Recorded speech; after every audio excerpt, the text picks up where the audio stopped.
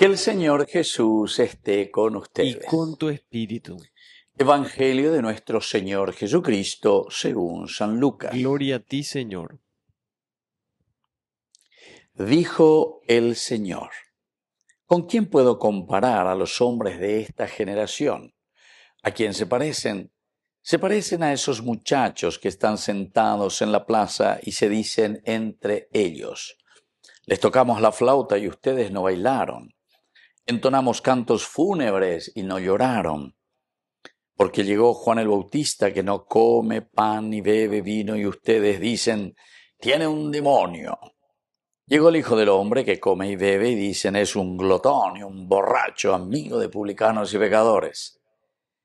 Pero la sabiduría ha sido reconocida como justa por todos sus hijos. Palabra del Señor. Gloria a ti, Señor Jesús. Queridos amigos, aquí podemos hablar de lo que significa entre comillas, la difamación, ¿verdad? La difamación. Y porque la naña ne gusta y nos ina ñande, lleva shela na se gusta y nos ina algo, va la lleva. Ambo ahí mantana hoy todas las cosas que hacen los demás. Alguien que quiere hacer algo positivo, alguien que quiere transformar el mundo, alguien que se está esforzando, aunque sea con ese granito de arena, queridos amigos, para transformar el mundo, cambiar la vida, ofrecer, aunque sea alguito, aunque uno sea pecador, aunque uno tenga sus limitaciones, porque mi algo entero que te haya lleva. Pero lo feo aquí que Jesús justamente está diciendo es cómo va terminando estas preguntas que él hace al inicio, ¿verdad? Y cómo termina después el Evangelio. ¿Con quién les voy a comparar a ustedes? Na vendeutain va eve. En síntesis, va el apeusea, va el vendeutalle. ¿A quién ustedes se parecen al final de cuentas, nos dice el Señor? Parecen esos inmaduros, quiere decir, al final de cuentas, ¿verdad? O sea, gente que no ha hecho un camino, gente que no es capaz de sentarse a reflexionar, de mirar objetivos claros hacia dónde quiere caminar y qué es lo que quiere. Pero atención, cuando decimos qué es lo que quieren, para la comunidad. Primero tenemos que entender el aspecto de la enseñanza del Evangelio, siempre es un aspecto primero doctrinal. Escuchen, queridos hermanos, es un aspecto doctrinal en cuanto a conocimiento. Siempre se preguntaron qué es lo que mueve el mundo, decía la gente, ¿verdad? Y algunos decían, la política mueve el mundo. No, respondían otros, lo que mueve el mundo es la plata. Ah, cierto, digo, vea, porque con la plata vos te le compras al político y le compras a quien sea, ¿verdad? Y otros dicen, no. Y así van haciendo esas preguntas. ¿Qué es lo que mueve al mundo? Y hay otro que responde, otro filósofo, y dice, son las ideas. ¿Y qué son las ideas, queridos amigos? Las ideas son aquellas convicciones profundas que después hacen que yo también, teniendo plata, por ejemplo, puedo utilizar como una riqueza que Dios da a la comunidad, como una riqueza que Dios da a la humanidad, para que nosotros podamos mover a toda la comunidad, a toda la creación.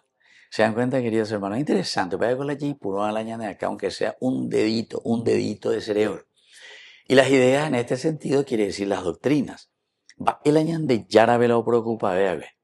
Haendo voy entonces no ya puede gran cosa, un batejan más plata o lo que sea, y para edificar y hacer esto o aquello para los pobres, sino que esa multiplicación y ese dar de comer a la gente eran las ideas elementales y fundamentales que nos quieren enseñar a nosotros que también tenemos que estar siempre dispuestos a tener ideas para construir algo nuevo. Y entonces ante esta pregunta, ¿a quién les voy a comparar a esta generación? El apeucea, ¿qué es lo que ustedes quieren?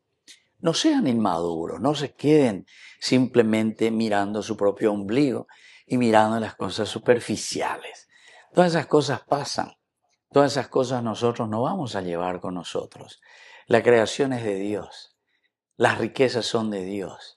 Eso quedará de nuevo aquí en el mundo. Nosotros pasaremos, pero todo esto siempre servirá para las generaciones que vendrán. Otros ya han utilizado y otros la volverán a utilizar.